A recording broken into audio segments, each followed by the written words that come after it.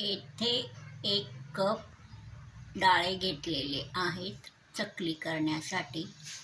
नमस्कार, स्वागत आहे तुम्हा सर्वांचे माझ्या या नवीन रेसिपीमध्ये। आज मी बनवणार आहे एकदम क्रिस्पी चकली। चला तर मग रेसिपीला सुरुवात करूया। हा बघा, 1 कप डाळे मी येथे घेतलेला आहे।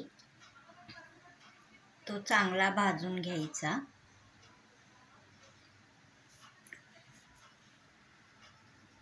एका मिक्सरच्या भांड्यामध्ये थंड झाल्यानंतर घालायचा। मी आता बारीक करून घेतलेला आहे मिक्सरमधून। नंतर चाळणीने असा चाळून घ्यायचा।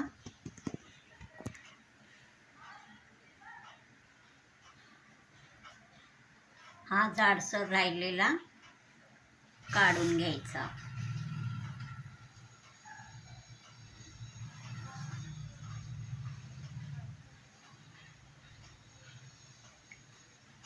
आता हा बघा, एकदम बारीक असा हा डाळीचा पीठ तयार झालेला आहे।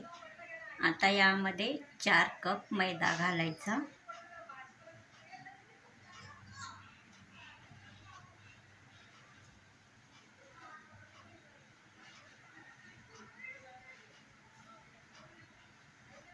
लहान वाटीनी 1 वाटी तीळ घालायचा। अर्धी वाटी जिरे घालायचा। ओवा अर्धी वाटी घालायचा। हळद पीठ पाव वाटी घालायचा।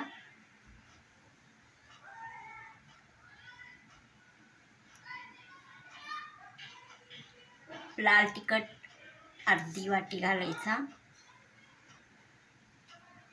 चाट मसाला पाव वाटी घालायचा। चवीनुसार मीठ घालायचा। चांगला मिक्स करून घ्यायचा। अर्धा कप तेल आता गरम करून आपण यामध्ये घालायचा आहे। हा बघा, आता गरम करून घ्यायचा अर्धा कप तेल। हा बघा, गरम झालेला आहे। आता यामध्ये ओतायचा। अशा प्रकारे चांगला मिक्स करून घ्यायचा।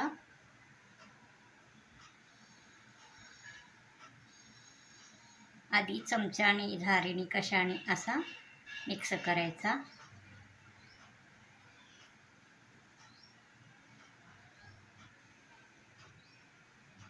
मग नंतर हाताने असा चांगला व्यवस्थित मिक्स करून घ्यायचा।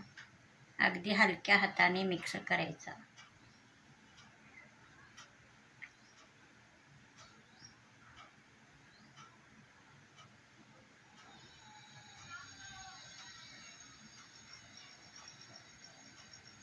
गुठळे राहू द्यायचा नाही, व्यवस्थित मिक्स करून घ्यायचा। आता थोडे थोडे थंड पाणी घालून हा मळून घ्यायचा। पाणी थंडच घालायचा, गरम घालायचा नाही। हा बघा, अशा प्रकारे व्यवस्थित थंड पाणी थोडा थोडा घालून चांगला मळून घ्यायचा।